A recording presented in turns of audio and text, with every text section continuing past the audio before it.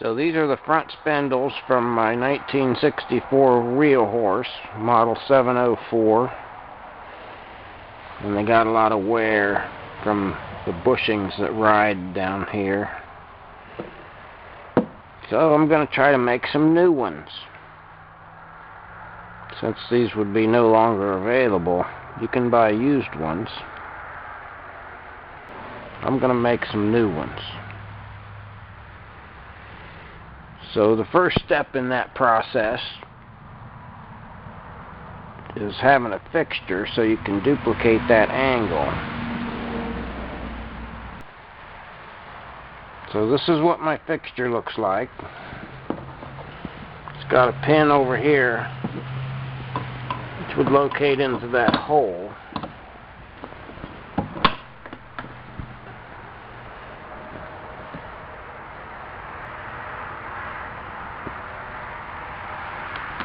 So that's going to allow me to duplicate that angle. And this is an end stop, which is against the end of this part right here.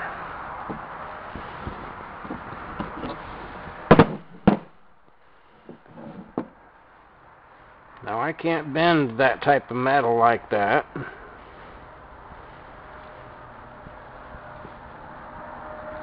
So I'm going to make it two pieces.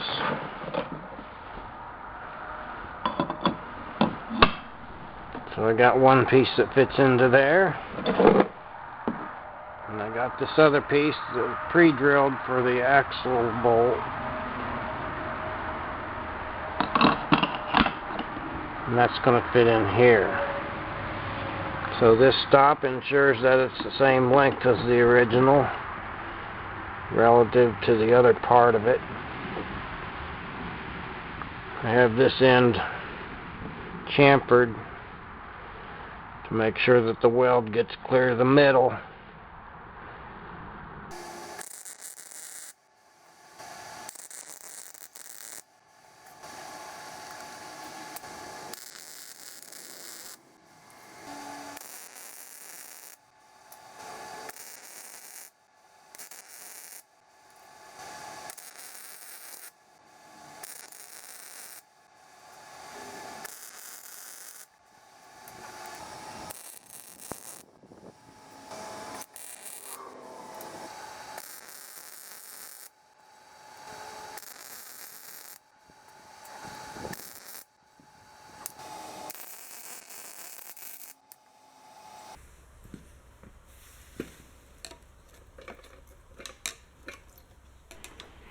Yeah, that's pretty hard to get off the fixture. I must have got it too hot. Gotta try something different next time.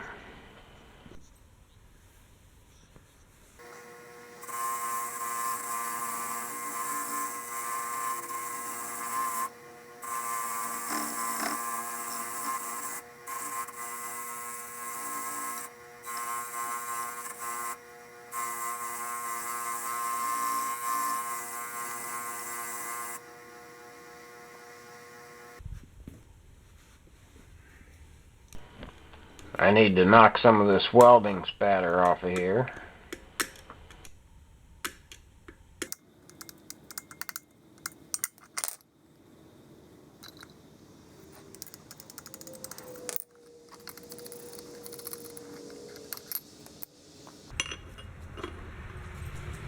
And then I'm going to deburr it with emery cloth.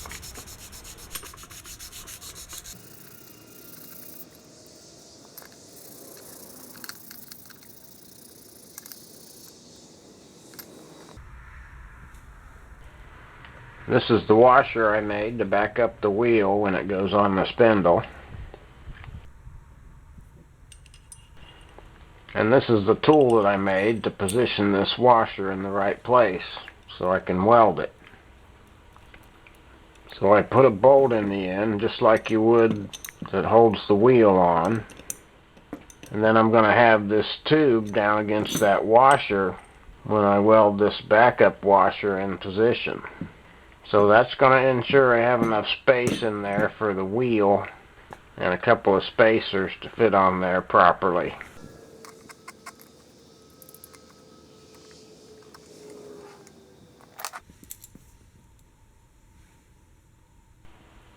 The flange on this tool I made is the same diameter as the backup washer,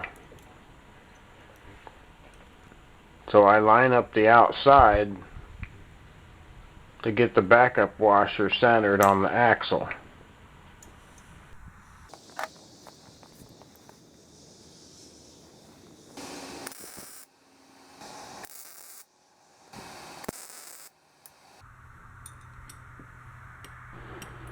Well, you can see there's a gap there, and it's because I didn't hold down on this tube properly when I clamped it in the vise. So I'll need to fix that. I'm going to continue on though, since this is a prototype, see if I find any other problems. Here's the washer for the other side, and I have this tube that goes on there. Now this time the critical dimension is between the washer face and the pin hole. So I'm going to put this pin in here, and then I need to hold this tube down against the pin to get this washer in the proper position.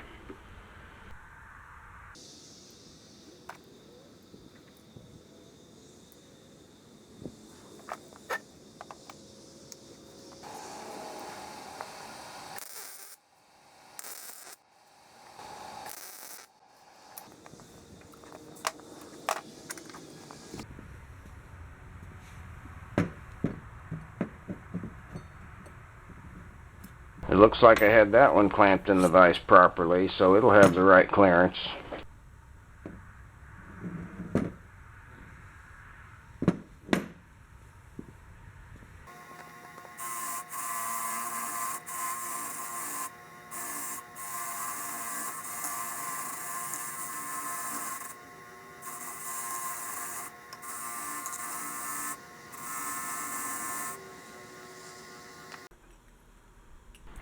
I gotta fix this excessive clearance I got in here.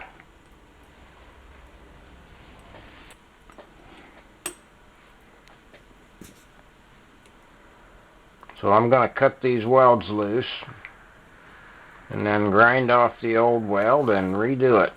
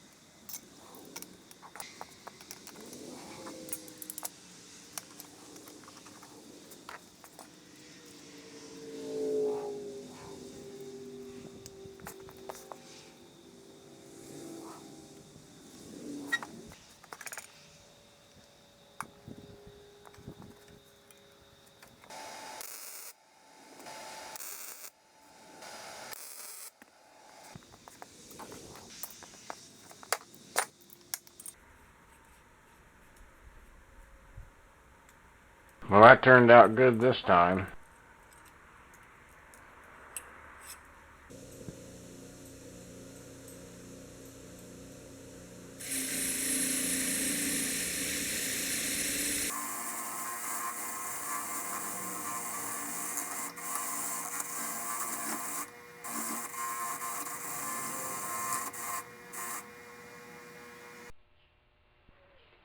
Alright, I got the second spindle made,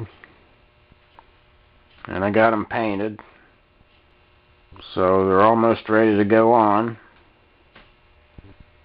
The next issue that needs addressed is the fact that these parts have some wear in the hole. I made these spindles with a 1/4-inch reamer, which makes that 1/4-inch hole pretty well on size.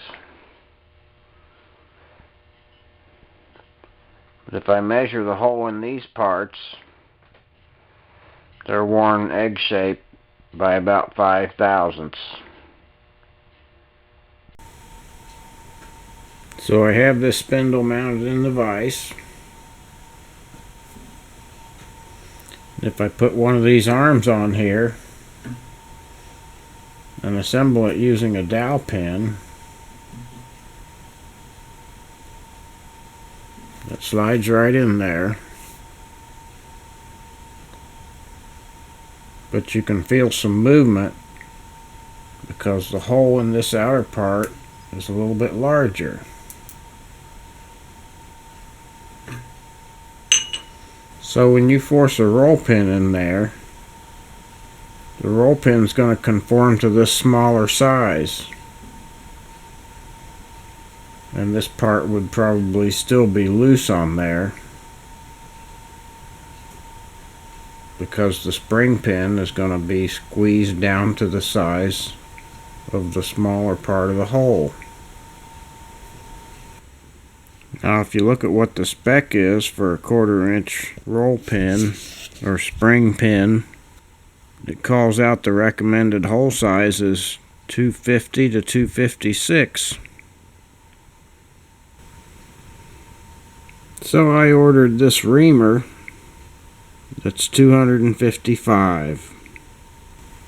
I'm going to put these parts together and run this reamer through there so that the hole will be one uniform size, and the spring pin should be able to have a good fit in both parts.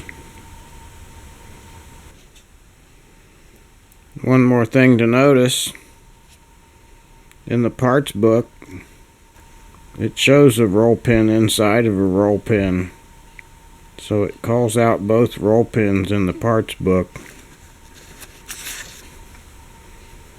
So that ends up being a 1/4-inch diameter pin and a 5/32 diameter pin. So with the extra pin inside,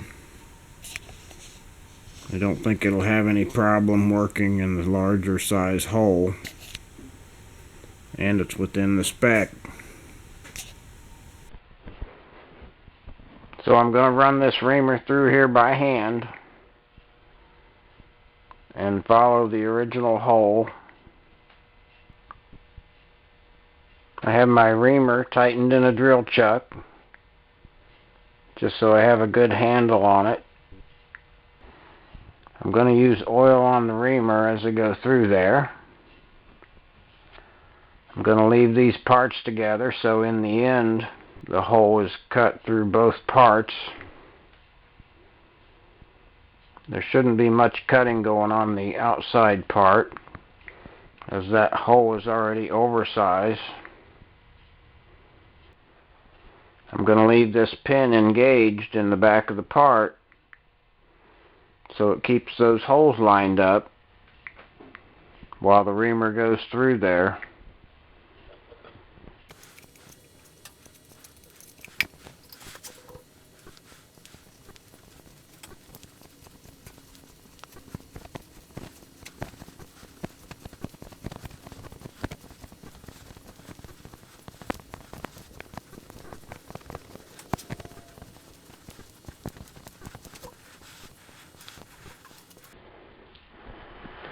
Okay, I'm through the other side.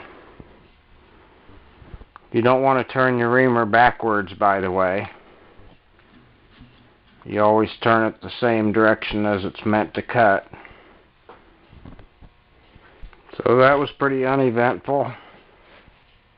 I'm going to mark these so that they stay together as a set.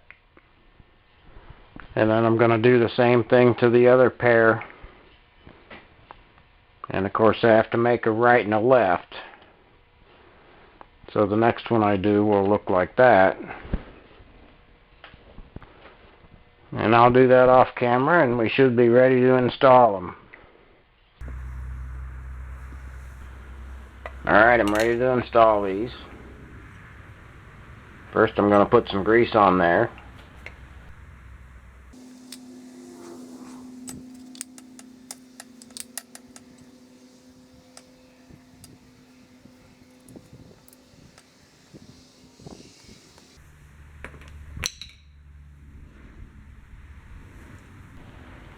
On the bigger pin, I'm going to put it in with the slot downward. And then on the smaller pin, I'll put it in with the slot upward. I have the dowel pin in the hole to keep the holes lined up while I drive this in here. And the dowel pin will just fall out the other side. I got the big hammer on the back side to absorb some of the shock there. And I try to put the pin in there so you got the same amount sticking out on the front and the back.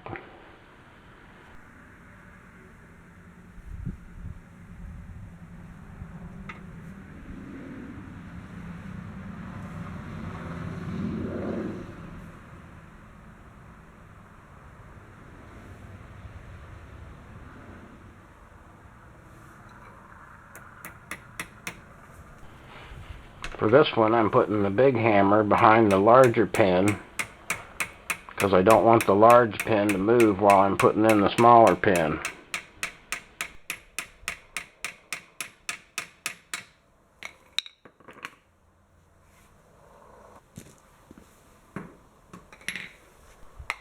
Alright, same thing on the other side.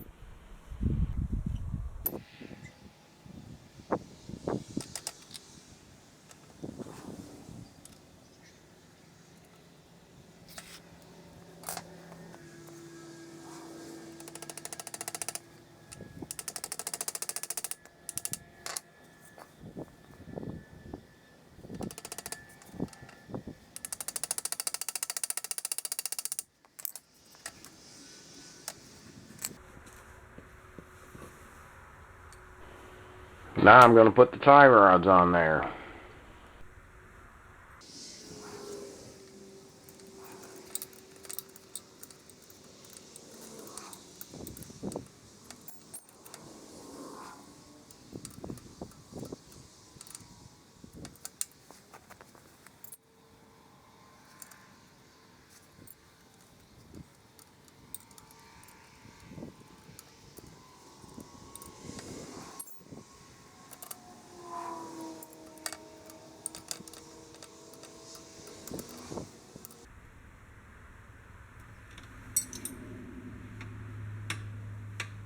Alright, everything's nice and tight, so that should work pretty well.